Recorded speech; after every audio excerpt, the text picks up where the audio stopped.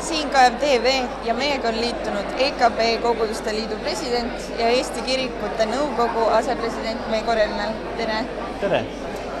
Mis on teie arvates üks kõige olulisem omadus ühe hea juhi juures? Ma arvan, et see on delegeerimisoskus. Laiemas mõttes on inglise keeles selline mõiste nagu empowerment. See tähendab, et ma annan inimestele voli ja võimaluse saada üha rohkem selleks, kelleks nad tegelikult on loodud ja võimelised. Ja see tähendab seda, et ma pean neid innustama, ma pean andma nendele nägemust, mis ühendab meid. Ma pean suutma nendes esile tuua nende parima ja aitama olema võimeline nendel olla oma enda elu parim versioon.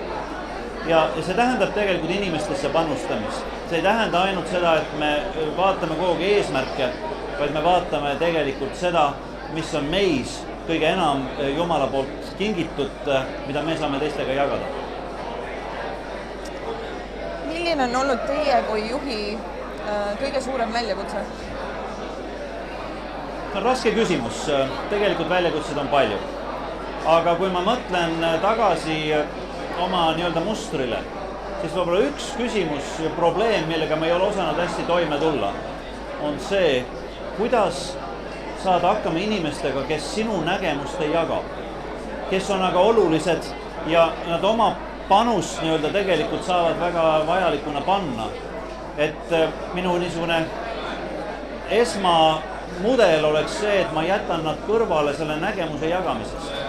Et ma liigun edasi ja ma lasen neil järgi lohiseda.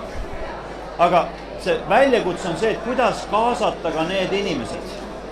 Kuidas anda nendele mõista, et see ainulaadsus, mis nendes on ja see võime asju näha teisiti, aitab tegelikult ühes suuremas pildis siiski selle jumaliku või parima inimliku mõtte teostumisele, mis tegelikult võiks olla meil ühine.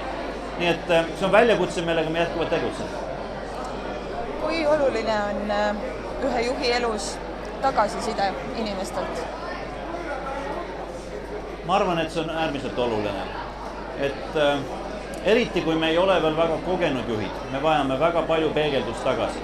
Sellest, mida me tegime hästi, see julgustab meid, see kinnitab, tõstab meid üles. Aga see, mida tegelikult võib-olla me võime öelda ka, et see ei õnnestunud hästi. Et see annab meile võimaluse ennast kõrvalt vaadata natukene ja näha, et see ei olegi nii probleemne tegelikult ka areneda selles valdkonnas. Või juhitakse võib-olla mõne detailile tähelepanu, sest juht sageli vaatab suuri pilte. Aga mõnes detailis on probleemid ja kui keegi juhib seda tähelepanu, sa oskad seda märgata hiljem. Aga ma tooks välja kindlasti ka jumaliku tagasiside. Seda teeb Jumal oma sellise nähtamatu ja sageli ka füüsilise mõttes vähemalt koetamatu vaimu läbi. Et me saame kuidagi inspiratiivsel tasandil aru, et need asjad võib-olla peaksid olema teisiti. Ja ma arvan, et see on kingitus meile Jumalalt, et me võime olla peegeldatud ka tema enda kaudu. Suur aitäh teile!